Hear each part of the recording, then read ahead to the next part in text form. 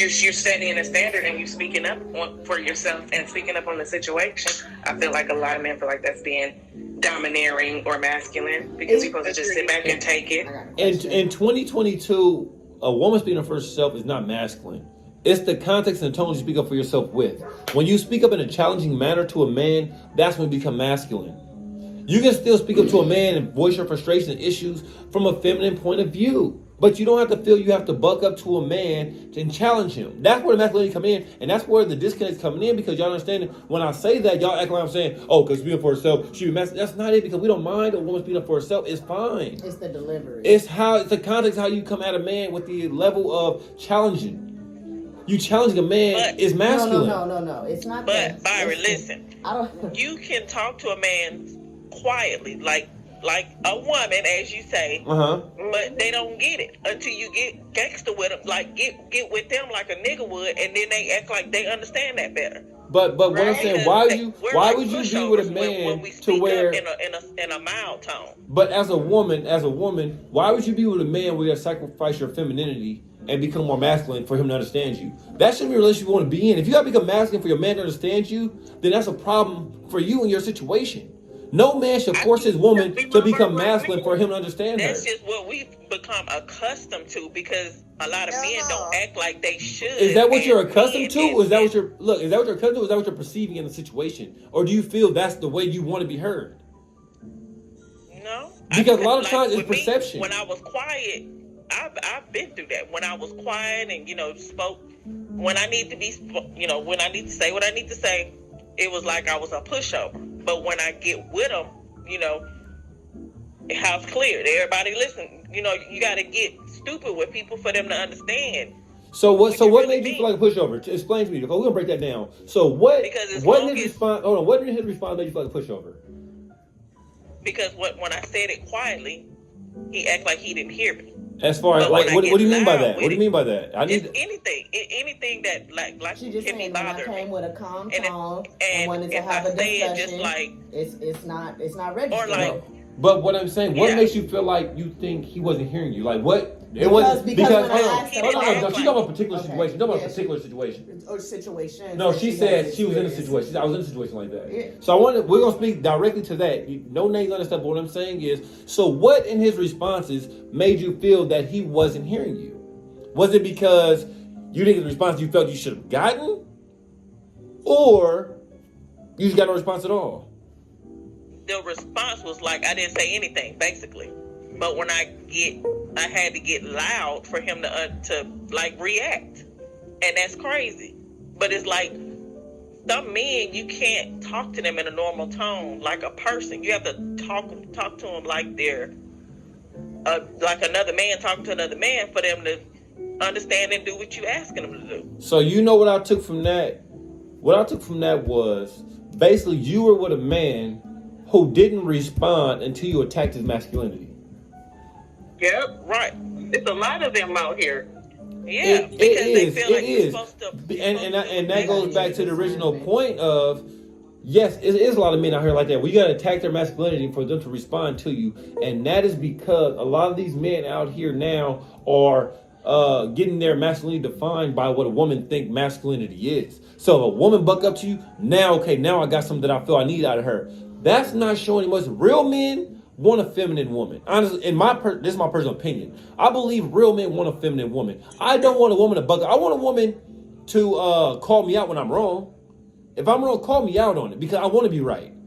And if you're my woman, you're my backbone, help me be right. But challenging me, bucking up to me, coming after my masculinity with your masculine energy, that is not nothing that's going to get nothing out of me, because that's, again, now we got fire with fire.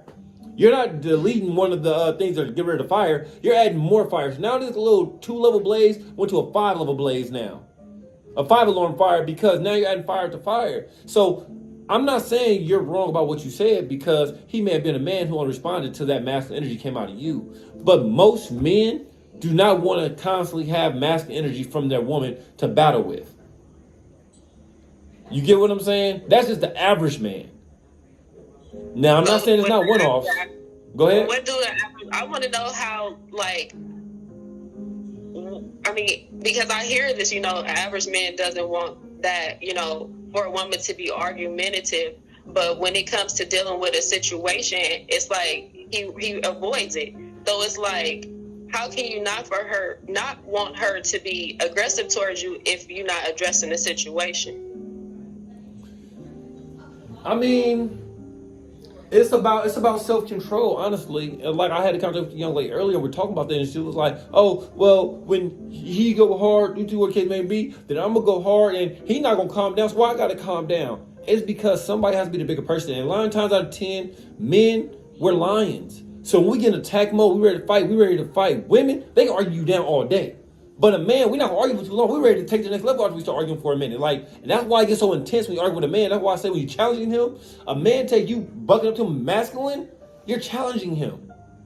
You're challenging him. And he's already seeing red because he's already going to that level. And now you're trying to match his red with your red, and it's going to end ugly. And 9 out of 10, he's going to be the one wrong because he's not going to be able to back down. Men are not meant to back down from fights. Women, they're usually more of the level. They're supposed to be the level-headed one. They're emotionally driven, but they're more so the level-headed one. They got to understand how to resolve conflict sometimes. And if this man is on level 10 and you have no win in a physical match with this guy, don't push him over that edge.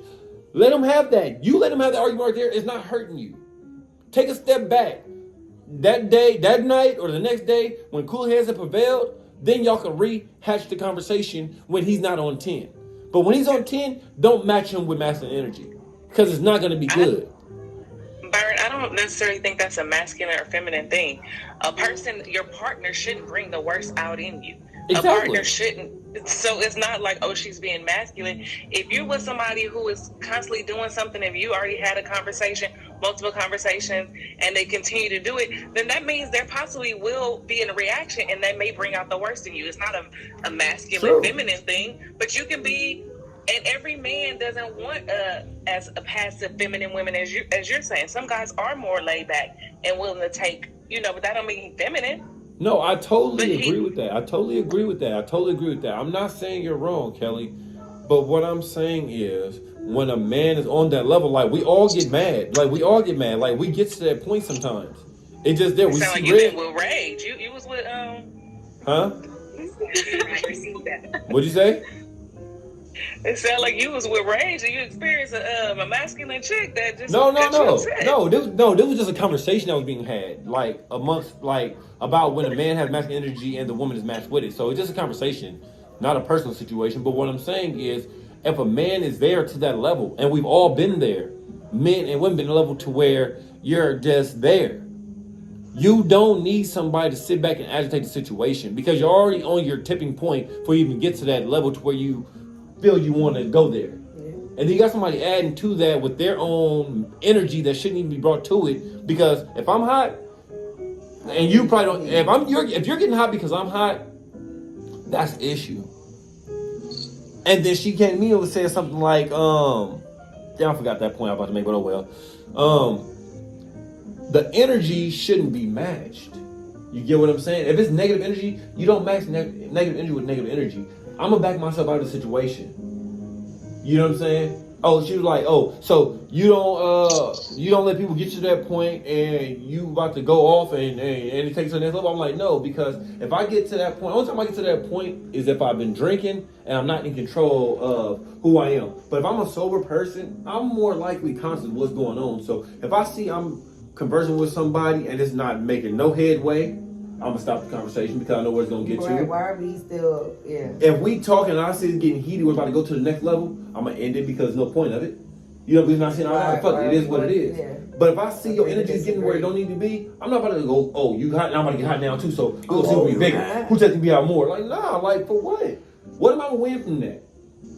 What am I gonna win from that? If we get out here and catch like that. Huh? There are some men that's the aggressor. No, definitely. I'm not saying it's not. Look, anything I say is not just a blanket statement Both for everybody. genders are toxic. Yeah, it's not just for everybody.